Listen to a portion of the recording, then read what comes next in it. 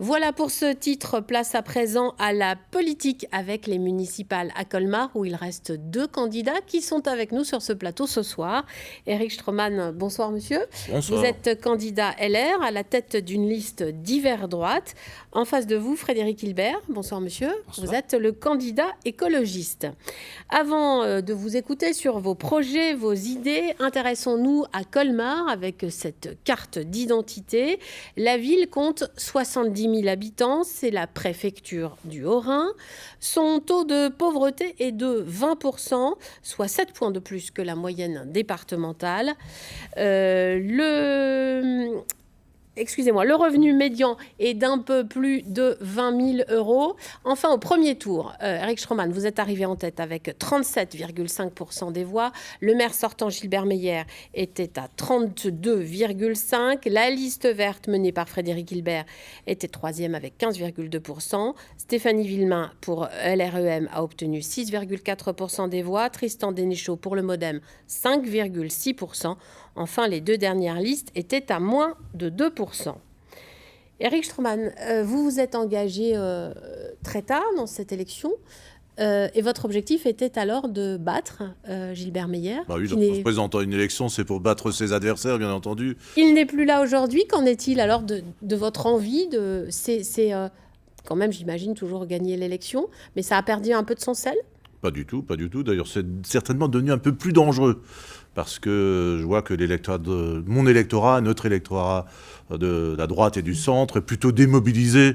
Parce qu'on entend dire en ville que maintenant c'est une autoroute, c'est pas la peine de se déplacer. Je dis attention, attention, il faut aller voter ce dimanche 28 juin. Parce qu'il y a des enjeux importants pour l'avenir de la ville. Et ne pas aller voter, c'est laisser à d'autres le choix de fixer et de décider du choix de leur maire. Donc c'est une situation objectivement pas aussi facile qu'elle l'a été peut-être par exemple au mois de mars. C'est vrai que je suis rentré relativement tard en campagne, mais j'avais une dynamique incontestable derrière moi. Et probablement que si l'élection devait se tenir 8 jours, 7 jours après le premier tour, je l'aurais emporté. Aujourd'hui, les choses se compliquent puisqu'on est dans un rapport gauche-droit traditionnel et qu'il faut toujours être prudent avant que les résultats soient proclamés.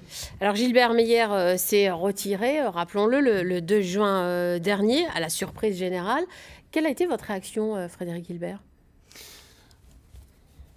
Peu de surprise, puisqu'on savait un petit peu les clivages qui minaient sa liste. Et à partir du moment où on a appris qu'il était effectivement souffrant, qu'il ne pourrait pas mener cette liste et cette campagne, on se doutait bien que ça allait être compliqué.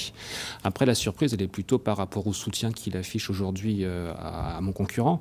Ça date d'aujourd'hui, précisons-le. Oui, Gilbert Meyer a tenu une conférence de presse ce matin où il a annoncé vous apporter son soutien, Éric Stroman. Voilà. Et donc, plutôt que de ne pas présenter de liste, on ne comprend pas pourquoi il n'a pas fusionné avec mon concurrent.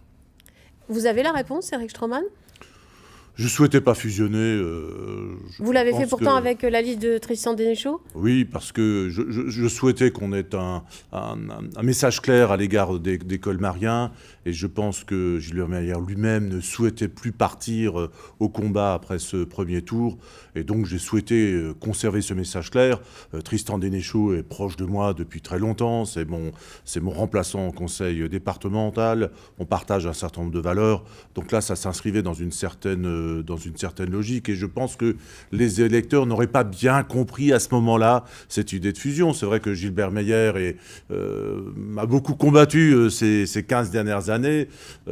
Mais c'est vrai aussi, il faut le reconnaître, qu'il a aujourd'hui placé l'intérêt de Colmar et l'avenir de la ville au-dessus d'un ressentiment personnel qu'il aurait pu avoir à mon égard. Et je crois que là, il a pris beaucoup de hauteur. Il cherche aujourd'hui à défendre l'intérêt et l'avenir de Colmar. Néanmoins, on parle du maire, mais il y avait tous ces colistiers. Il n'aurait pas pu être intéressant pour vous de vous adjoindre certaines expériences, des gens expérimentés de longue date qui auraient pu peut-être vous apporter quelque chose ? Vous savez, c'est toujours très compliqué. J'ai des gens qui se sont engagés à mes côtés. Si vous fusionnez, vous êtes obligé d'en remercier un certain nombre qui sont proches de vous, qui sont engagés dès le début de la campagne. C'est un exercice difficile et ensuite je ne voulais plus, dans un deuxième temps, me mêler dans un conflit interne à la liste qui objectivement ne me regardait pas. Vous voyez, je ne voulais pas arbitrer ce conflit qui existait à ce moment-là et je ne voulais pas être entraîné dans un différend qui ne me concernait pas. On va regarder tout de suite ce qu'en ont pensé les colmariens après ce renoncement de leur maire. C'était le 2 juin, je vous le rappelle, regardez. C'est une page de l'histoire de Colmar qui se tourne. Le 28 juin prochain, Gilbert Meyer ne sera plus maire. Hospitalisé début mai en raison d'un accident vasculaire cérébral, celui qui règne sans partage sur Colmar depuis 25 ans n'a pas voulu transmettre son héritage à Yves Médinger, fidèle de toujours et premier adjoint sortant. Celui-ci avait pourtant le soutien d'une large partie de la liste, mais cela n'a pas suffi à faire infléchir la position de Gilbert Meyer, qui préférait voir son adjointe à l'attractivité lui succéder. Devant l'impossibilité de faire rentrer tout le monde dans le rang comme au temps de sa splendeur, Gilbert Meyer a préféré couler le navire et son équipage avec. Il fallait trouver une solution de remplacement, puisque cette solution n'était pas perceptible au niveau des partenaires concernés, donc j'ai tiré les enseignements. Un ultime coup de théâtre de leur maire qui n'étonne que modérément les colmariens. Lui ne pouvant pas être présent au deuxième tour, il a décidé de s'aborder sa liste, donc c'est à l'image du personnage. Lui, c'était Gilbertville. Ils appelaient ça Gilbert. C'était uniquement lui qui pouvait gérer le Colmar, donc il n'y avait personne d'autre qui pouvait gérer à sa place. Gilbert Meyer a-t-il voulu faire payer à Yves Médinger sa tentative de le pousser vers la sortie, ou trouvait-il le costume trop grand pour son adjoint, comme il le laissait entendre l'an dernier ? Quelles que soient ses raisons, il laisse orphelin 33% des électeurs du premier tour. Ça fait mal parce que c'était un bon maire et que les colmariens n'avaient pas vraiment à s'en plaindre. Et après, celui qui aurait dû prendre sa place, c'est une histoire de goût et d'affinité. On peut avoir des griefs contre quelqu'un, mais il ne faut pas agir comme ça. Parce que nous, ceux qui votaient pour Gilbert Meyer comptaient quand même sur lui. Même s'il donnait un autre étalon, ce n'était pas grave. Il aurait été derrière et puis voilà. Après 4 mandats, Gilbert Meyer espère que les colmariens se souviendront de son contact avec eux et de son action de rénovation urbaine dans les quartiers ouest. Mais cette sortie ratée risque de ternir ce bilan. Frédéric Guilbert, on vient de l'entendre, c'était Colmar, c'était Gilbertville. Comment est l'ambiance aujourd'hui dans cette campagne avec ce maire sortant qui finalement jette l'éponge ? Alors, on entend beaucoup, effectivement, ce qu'on entend dans le micro-trottoir, des gens qui regrettent un petit peu, qui condamnent ce qui s'est passé avec cet abordage de la liste. Après, personnellement, dans la campagne que moi je mène, c'est plutôt serein, et puis on a de bons retours. Et puis, au fur et à mesure que le temps passe, on parle de moins en moins de cette liste, mais plutôt de l'avenir, et puis de qui va gérer la ville à partir de dimanche prochain. Ces 33% d'électeurs du premier tour, ils sont forcément acquis à votre concurrent Éric Stroman, ou vous essayez, vous aussi, de les récupérer, et comment vous faites ? Nous, on s'adresse à tout le monde, on s'adresse aux électeurs de toutes les autres listes, y compris celle d'Éric Stroman. Non, parce que l'enjeu du scrutin a changé. Pour le premier tour, Éric Stroman a récupéré une partie de l'électorat qui voulait se débarrasser de Gilbert Meyer. Aujourd'hui, Gilbert Meyer n'est plus dans la course, donc il y a une démotivation de l'électorat d'Éric Stroman qui tombe, et peut-être que d'autres arguments feront mouche, et je ne suis pas sûr qu'Éric Stroman récupérera à 100% l'électorat qu'il a eu au premier tour. Donc nous, on s'adresse vraiment à tout le monde. C'est un projet de société pour tous les colmariens et toutes les colmariennes. Éric Stroman, vous aussi, vous essayez de faire table rase et de repartir complètement différemment du premier tour ? Oui, le contexte est complètement différent et je rejoins l'analyse de mon concurrent. C'est une élection avec un schéma plus traditionnel, gauche-droite, et qu'il faudra aussi aller à la recherche des électeurs qui ne se sont pas exprimés le premier tour, qui n'ont pas participé. L'autre participation était quand même très faible, comme ailleurs en France d'ailleurs, et qu'il peut aussi, dans ce cadre-là, avoir une certaine forme d'incertitude. Quelle va être la position des électeurs qui ne se sont pas déplacés le 15 mars ? C'est une autre interrogation importante. Maintenant, je sais bien que j'ai une réserve de voix relativement importante. Colmar est une ville de droite et du centre. Et lorsqu'il s'agit d'affaires communales, je sais que les colmariens sont attentifs d'abord à l'expérience de leur maire, à son carnet d'adresse à Paris. J'étais parlementaire. Et je suis toujours, enfin en tout cas jusqu'à mon élection de maire, ils sont assez attentifs à une certaine forme d'expérience et de rigueur de gestion. Ça veut dire que vous êtes sûr alors ? Non, mais je dis quels sont les... Vous me posez la question, je vous demande à quoi les colmariens sont-ils ? Jusqu'à mon élection de maire, donc... Jusqu'à mon élection éventuelle de maire, bien entendu. Le 28. Gardons le conditionnel, mais je vois bien que ma candidature répond à une aspiration assez large à Colmar. Alors, mais soyons prudents. Effectivement, rien n'est joué d'avance. On va voir que le contexte est aussi particulier à cause de la crise sanitaire, pas seulement à cause de la défection de Gilbert Meyer. Colmar a été durement touché par l'épidémie. Écoutez ce qu'en disent quelques habitants. Je pense qu'il y a une prise de conscience. Il y a une prise de conscience. Il y a aussi la prise de conscience, on a vu Colmar sans personne. Est-ce que c'est vraiment ce Colmar-là qu'on a envie d'avoir ? Je ne pense pas. Parce que c'est quand même tristouné quand il n'y a personne. On entendait jusqu'avant le Covid qu'il y avait trop de touristes de la part des colmariens.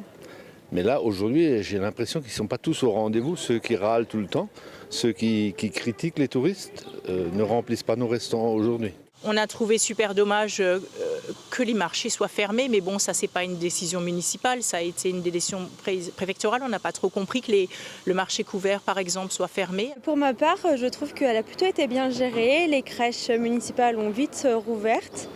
Enfin, du coup, on a pu remettre nos enfants assez rapidement à l'école. Ils ont fait du mieux qu'ils pouvaient. Après, c'est quelque chose de sans précédent qu'on n'a jamais connu, donc faut prendre des décisions sur le vif. Frédéric Gilbert, comment vous avez vécu ce confinement dans cette ville, je le disais à l'instant, particulièrement touchée par l'épidémie ? Déjà, de manière confinée, et donc en restant chez moi le plus possible, mais aussi en participant sur les réseaux de solidarité qui se sont créés et qui étaient vraiment très intéressants. Ensuite, c'est aussi une réflexion sur ce que apporte cette crise, et ce que disent les colmariens, c'est très juste. Avant le confinement, on critiquait le tourisme de masse. Je pense qu'il faut continuer à le critiquer et orienter vers le tourisme vers autre chose. Mais en même temps, on se rend bien compte aujourd'hui que comme toute l'économie de Colmar une grosse partie de l'économie de Colmar est détournée vers le tourisme, il faut trouver maintenant un moyen pour faire revenir ce tourisme. Et c'est quand même très compliqué. Je pense que c'est pas propre à Colmar, c'est l'Alsace en général qui a été touchée, en tout cas l'image de l'Alsace qui a été touchée pendant cette crise du coronavirus. Oui. Éric Stroman, cette gestion de la crise, vous en avez pensé quoi ? Je rappelle que vous l'avez dit à l'instant, vous êtes encore député, donc vous l'avez vécu aussi à ce titre-là. Comment vous l'avez vécu ? Alors d'abord, je l'ai vécu à travers les réseaux sociaux. Je faisais régulièrement, pratiquement tous les soirs, un Facebook Live, où j'avais parfois jusqu'à 10 000 personnes qui suivaient l'actualité. Je m'étais, entre guillemets, fait un peu expert des questions relatives au Covid. Je me suis également battu pour que la chloroquine puisse être distribuée dans les hôpitaux de Colmar au titre d'une expérimentation. J'ai posé la question au gouvernement lorsque j'étais à Paris, au ministre de la Santé, qui nous a donné gain de cause. Et donc, cette chloroquine a pu être distribuée à Colmar. Et ensuite, on avait différentes actions qu'on a menées un peu plus discrètement, mais la distribution de masques, par exemple, la distribution de blouses dans les EHPAD de la région colmarienne. J'essayais de faire le lien entre ceux qui pouvaient nous en procurer et je les distribuais donc dans ces EHPAD qui en manquaient. D'ailleurs, il faut saluer le travail des collectivités locales, à la fois de la ville, mais aussi du conseil départemental, de la région. J'allais y venir, comme d'autres élus alsaciens, vous estimez que la décentralisation, le besoin, la nécessité de décentralisation a été prouvée pendant cette crise ? Évidemment, on a vu que l'ARS, à l'échelle du Grand Est, n'a pas été une agence pertinente. On relèvera probablement lors d'un prochain rapport de la commission parlementaire que l'ARS a très mal fonctionné. Vous savez que l'ARS du Grand Est, c'est 5 millions d'habitants, c'est 2 fois la Belgique. Comment voulez-vous organiser la distribution de masques, la distribution de blouses à cette échelle ? Et l'exemple de l'ARS, on pourra l'appliquer à d'autres collectivités qui sont à l'échelle... Est-ce que ce n'est pas simplement un manque d'anticipation globale ? En tout cas, un manque de détection, puisque le cluster de Mulhouse n'a été réellement détecté par l'ARS que 10 jours après le premier signalement. Et c'est normal, on gère 2 fois la Belgique, ils n'ont pas vu exactement ce qui se passait à Mulhouse. Si on avait eu une ARS Alsace, probablement que le problème aurait été détecté plus tôt. Et ça pose aussi toute la question de l'organisation territoriale. On en a déjà beaucoup parlé auparavant. Vous savez que j'ai longtemps combattu cette idée de Grand Est, et ça reste aujourd'hui encore, dans mon esprit, une priorité dans l'organisation territoriale. Dans les mois qui viennent. Frédéric Guilbert, il y a des leçons, selon vous, à tirer de cette crise en termes de santé, en termes de gestion, comme le disait Eric Stroman, au niveau de la municipalité de Colmar? Alors, des leçons à tenir, forcément. Après, la gestion de la crise, elle a été faite. Je pense que Gilbert Meyer a fait le travail qu'il fallait en tant que maire, et c'est peut-être pas étranger à son état de santé actuel. Ensuite, je pense qu'il faut prendre... Moi, la leçon que je tire, c'est qu'on n'est pas à l'abri des crises et qu'on nous annonce d'autres crises dans le futur, et j'ai le sentiment qu'on ne s'y prépare pas. Je pense aux crises au niveau de la pollution, au niveau du changement climatique, où on a plein de signaux qui sont rouges. C'est comme quand on voyait les hôpitaux qui se construisaient en Chine. Pour nous, c'était loin et on n'imaginait pas du tout que le Covid allait arriver jusqu'en Europe. Or, aujourd'hui, on voit qu'en Sibérie, il fait 38 degrés. On voit que... J'allais vous le dire, oui. Voilà, qu'en Italie, on est en train de mettre des draps blancs sur les glaciers, mais on fait comme si ça n'allait pas arriver jusqu'à chez nous. Et les 38 degrés en Sibérie, c'était annoncé pour 2100. C'est aujourd'hui que ça se passe. Mais on ne fait pas grand-chose. Donc moi, je pense que la première leçon à tirer de cette crise du Covid, c'est que quand on voit des signaux comme ça, il faut se préparer effectivement à ces crises-là et à ces changements. Et c'est un petit peu l'objet de notre programme et de notre candidature depuis quelques années sur Colmar. Et sur l'économie, on l'évoquait il y a un instant aussi, on le voit, restaurants fermés, hôtels fermés. Eric Stroman, vous dites, si j'ai bien compris, Colmar va s'en sortir parce que toute l'économie de Colmar ne repose pas sur le tourisme. Ça veut dire que vous êtes, malgré tout, relativement optimiste? Oui, contrairement à une idée reçue, c'est vrai que le tourisme est une activité importante à Colmar, mais ce n'est pas la seule activité. On a un tissu industriel très fort. Vous avez peu de villes où vous avez à proximité une industrie aussi importante, avec plus de 2800 salariés dans l'industrie, Liber, Timken, etc., Rico dans le sud de la ville. Nous avons également une activité artisanale dans des zones artisanales qui est très forte. Donc le tourisme, c'est un aspect, mais ce n'est pas le seul aspect. Et ensuite, il y a, dans le domaine de la formation, Colmar est aussi un campus universitaire avec pratiquement 2000 étudiants. C'est aussi une voie à développer au cours des prochaines années.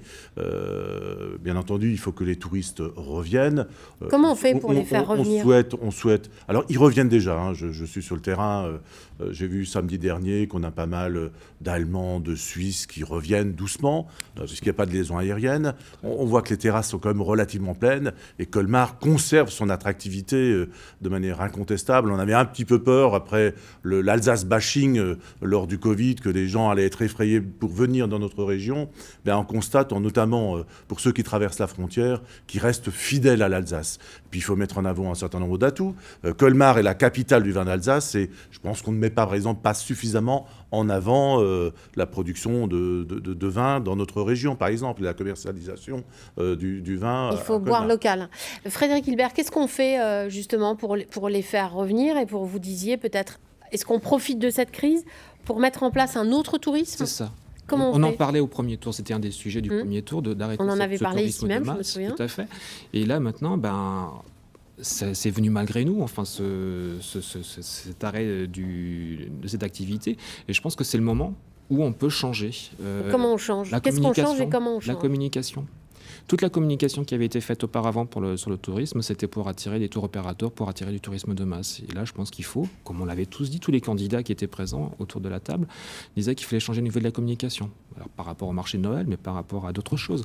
Tout ce qu'on faisait par rapport à Colmar, Best Destination Européenne, etc., c'était pas pour attirer les familles, parce que les familles n'ont pas accès à cette information, c'était pour faire de la publicité auprès des tour opérateurs, pour faire venir des bus.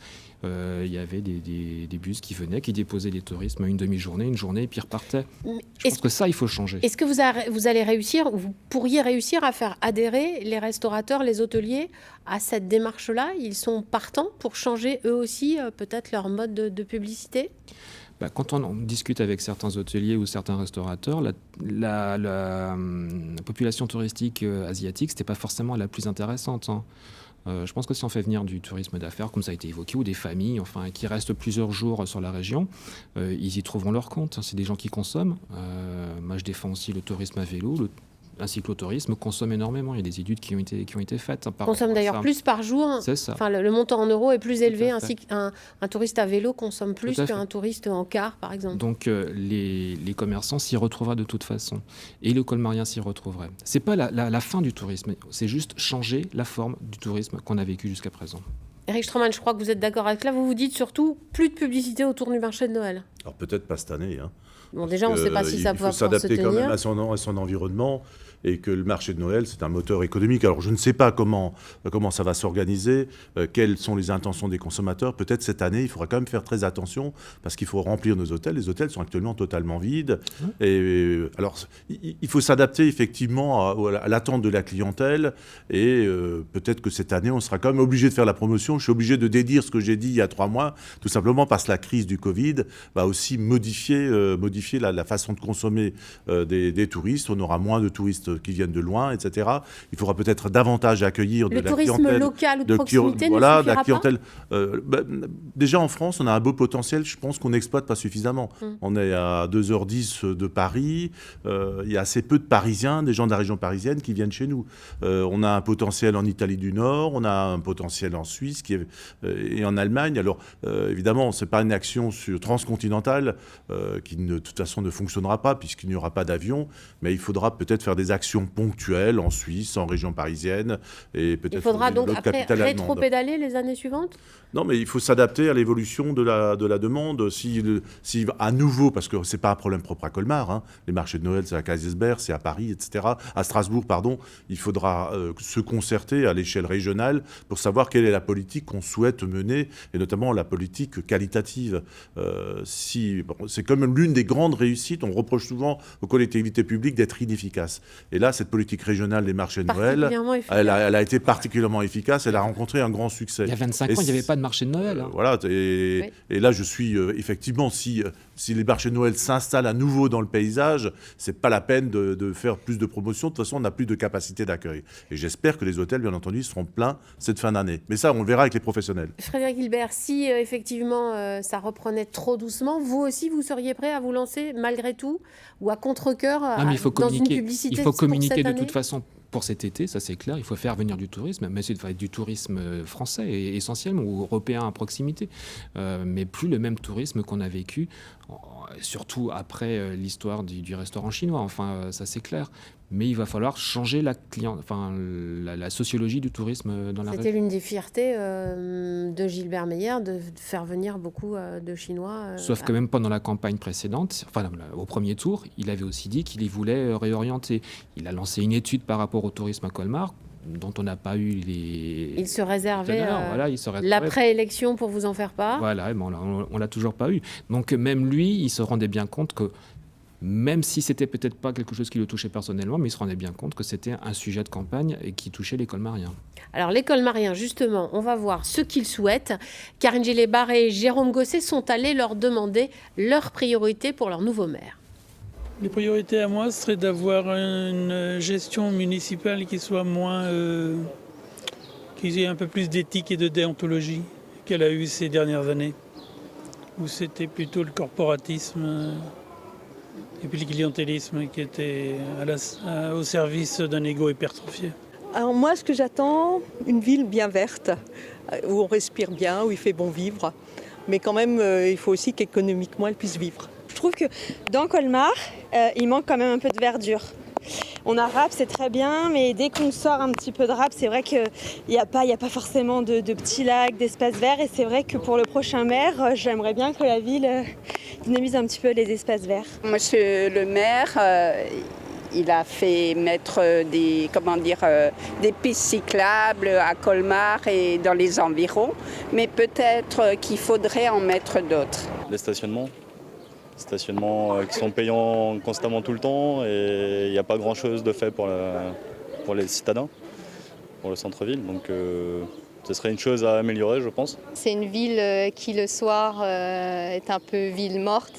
Et je pense que c'est ce que les jeunes attendent, de pouvoir un peu plus sortir, rester un peu plus tard le soir à l'extérieur, de pouvoir se retrouver, boire un verre, manger un peu plus tard. Frédéric Gilbert, parmi ce qui a été dit, j'imagine qu'il y a des choses qui vous font plaisir, comme plus de pistes cyclables, plus de verdure. Tout ça, c'est évidemment dans votre programme. Oh, mais tout, par rapport au corporatisme, etc. Mais Aussi, il y a beaucoup de choses qui sont... Bon, après le corporatisme... L'ego hypertrophié aussi, c'est bien. pas vous concernant, c'est concernant votre éventuel prédécesseur. Ouais, peut-être. Après, corporatisme, on voit bien... comment les familles politiques se sont recomposées et quels sont les appels à vote qui ont été faits après le deuxième tour. Donc on voit bien où va le corporatisme. Après, par rapport à la ville verte, pistes cyclables, etc., ce sont des domaines qu'on défend depuis très longtemps, depuis que je suis au conseil municipal, depuis 12 ans. Donc tout ce qui a été dit sont des revendications légitimes, même par rapport à la gestion rigoureuse d'une ville. Si on veut pouvoir créer des pistes cyclables, si on veut pouvoir aller au bout de certains projets, il faut avoir une gestion rigoureuse des budgets publics. C'est évident. Ça, c'est quelque chose que le prochain maire, j'imagine quel qu'il soit, que ce soit Eric Stroman ou que ce soit moi, la gestion sera rigoureuse. Ça veut dire aussi, parfois, quand on installe des pistes cyclables, aller à l'encontre de certains avis de commerçants. Ça veut dire peut-être dans le centre-ville de Colmar, où les rues sont étroites, interdire la circulation des voitures. C'est des choses auxquelles vous seriez prêt à faire ? Les commerçants veulent en tout cas au centre-ville, veulent que les clients viennent. Hein.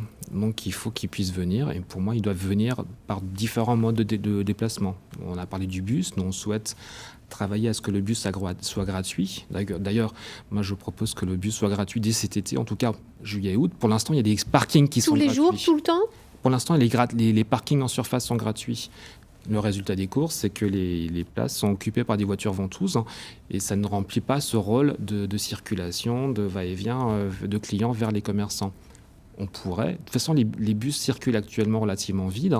Si on rendait le bus gratuit juillet-août, ça ne serait pas un surcoût pour la collectivité, mais ça pourrait peut-être encourager les gens à prendre un autre mode de déplacement. Il faut se déplacer à vélo, à pied, il faut des cheminements piétons qui soient agréables aussi. Voilà, ça veut dire aussi rajouter, comme le demandait une dame, de la verdure en ville. Alors peut-être pas un lac comme elle semblait le dire. Nous avons un lac déjà, mais on peut. En fait, les Colmariens ignorent son existence. Actuellement, c'est très minéral et ils savent créer des îlots de chaleur. Encore une fois, je me situe toujours par rapport au réchauffement climatique et aux canicules. L'an dernier, on a vécu deux canicules. On ne sait pas combien on aura cette année, mais de plus en plus, on en aura. Et donc, il faut créer des lieux qui soient agréables pour les Colmariens, pour les touristes qui y viennent, mais qui soient plus rafraîchissants. Et là, les îlots de verdure sont effectivement une réponse à ces îlots de chaleur. Eric Stroman, on dit beaucoup que vous avez verdi votre programme. Alors, je ne sais pas si on peut le voir, entre les deux programmes du mois de mars et du mois de juillet, sur l'une, il est à vélo, c'est-à-dire le deuxième programme. Aujourd'hui, vous prônez le vélo, vous faites du vélo, vous vous montrez sur les réseaux sociaux à vélo. Ça veut dire que c'est devenu l'une de vos priorités ? C'est rien de neuf. Lorsque je me suis présenté en 2007, j'étais à vélo. En tant que conseiller général départemental, j'ai réalisé un certain nombre de pistes cyclables. Vous avez une piste qui part de Strasbourg, qui rentre à Colmar. La partie Marc-Paul Vous êtes venu à vélo aujourd'hui alors ? J'aurais presque pu venir. Non, mais enfin bon, ça fait quand même 80 km aller-retour. Mais j'étais à l'origine de ces pistes. Toutes ces pénétrantes cyclistes ont été réalisées par le conseil départemental. D'ailleurs, une dame en a parlé en disant, voilà, il y a bien un réseau qui existe à l'intérieur. Il faut continuer, effectivement, le maillage à l'intérieur. Il y a beaucoup de choses à faire. Mais vous proposez 60 km de nouvelles pistes. Voilà, 60 à quelle km, échéance ? Rapidement ? À la fin du mandat. D'accord. Non, on a une échéance on va pas tout réaliser du jour au lendemain. Hein. D'ailleurs, mais les travaux peuvent démarrer très vite. Non, mais ça s'accompagne toujours avec des travaux de voirie d'ensemble. Hein. Si vous voulez simplement mettre un trait de peinture blanche, on arrivera rapidement aux 60 km, mais ça ne sera pas réellement des pistes cyclables. Et M. Hilbert a une grande compétence dans ce domaine. Et je souhaite utiliser son expertise pour améliorer les conditions de circulation en deux roues à Colmar. Ça veut dire quoi, utiliser son expertise ? Parce qu'il a certaines connaissances, et moi je souhaite travailler à l'allemande avec toutes les expertises qui sont autour de la table au conseil municipal. J'allais dire, il se dit que vous pourriez justement proposer à M. Hilbert de travailler dans votre équipe rapprochée, si vous êtes élu. J'ai dit en début de mandat, alors que la configuration était absolument différente que celle d'aujourd'hui, j'avais dit en début de mandat que je prendrais un adjoint dans l'opposition. Donc on verra après l'élection. D'abord, il faut que je sois élu. Hein, il faut que je sois dans l'opposition. Voilà. Est-ce que c'est quelque chose que vous pourriez accepter, Monsieur Hilbert ? Être dans l'opposition, oui. Non, dans l'opposition, je pense que oui. Mais accepter je un préfère poste... être dans la majorité. Mais si d'aventure Éric Stroman était élu, est-ce que vous accepteriez d'être adjoint ? Alors c'est pas moi qui accepte. Ça, pour l'instant, on entend les propos d'Éric Stroman. Il n'y a pas eu de proposition il l'a dit très clairement là à l'instant sur ce plateau. Non, mais il faut d'abord que je sois élu aussi. Oui. Non, moi je lui proposerai aussi dans son équipe, pas à lui parce qu'il ne peut pas être adjoint en tant que député. J'aimerais bien qu'il y ait un député et un maire dans le prochain conseil municipal. Mais toute décision chez nous est prise collectivement, en équipe et après discussion. Donc la réponse, je ne peux pas vous la donner aujourd'hui. C'est une décision collective qui est prise. Mais ça serait pour vous un moyen peut-être de faire passer vos idées, de faire passer quelques-unes de vos priorités ? Pour moi, la priorité, c'est le projet, les idées. Ça fait 12 ans que je suis au conseil municipal avec Gilbert Meyer. J'ai toujours, avec Gilbert Meyer, oui, c'est parce qu'il y a une proximité. J'ai toujours été constructif. Hein. Il y a des propositions que j'ai faites auprès de Gilbert Meyer qui sont passées, d'autres non. J'espère en tant que maire pouvoir réaliser ces idées. Si je ne suis pas maire, j'espère pouvoir les faire passer aussi. Donc en tout cas, on a bien compris qu'on pourrait vous voir éventuellement tous les deux siéger dans le même groupe ou de maires et d'adjoints. Le stationnement, Éric Stroman, gratuit, pas gratuit, les transports en commun ? Vous voulez étendre, je crois, le réseau de bus ? Alors, oui, effectivement, on a aujourd'hui un système de navettes électriques qui fonctionne relativement bien, mais qui est assez peu occupé. À l'origine, il était plutôt destiné aux gens qui viennent de l'extérieur, notamment en touristes, et il fait un circuit autour du centre historique. Moi, je propose d'étendre ce bus électrique qui reste gratuit, pour en faire profiter aussi aux colmariens, de le faire étendre jusque de l'hôpital Pasteur, hein, donc le Colmar Ouest. Donc d'autres colmariens pourront profiter de cette navette gratuite et l'étendre aussi un petit peu vers l'Est, vers l'hôpital Schweitzer, sans coût supplémentaire pour le contribuable colmarien, puisque l'infrastructure existe. Simplement, elle est un peu étendue et donc on attend effectivement cette gratuité. Pour ce qui est du stationnement, évidemment, la piétonisation du centre-ville va dans le sens de l'histoire. Il faudra sortir les voitures autour de la place de la cathédrale. On partage tous cette analyse. Gilbert Meyer a mis en place un modèle économique fondé aussi sur la création de grands parkings silos autour de Colmar. Ces structures sont là. Il faut d'ailleurs les rembourser, hein, et que effectivement, on ne pourra pas développer la gratuité à l'intérieur du centre-ville, sauf évidemment pour les riverains qui doivent pouvoir continuer à rentrer, mais le dessin d'organisation aujourd'hui est là pour l'utilisation, pour l'essentiel, de ces silos et d'autres modes de transport, évidemment, comme le train et le bus. Et on envisage aussi d'installer, alors là on est à l'échelle de l'agglomération, un parking relais du côté est de Colmar, puisque dans le côté autour d'Andolsheim, hein, pour mettre en place un bus qui partirait de ce parking et une structure équivalente du côté ouest. Ça fait 6 ans que c'est dans les cartons.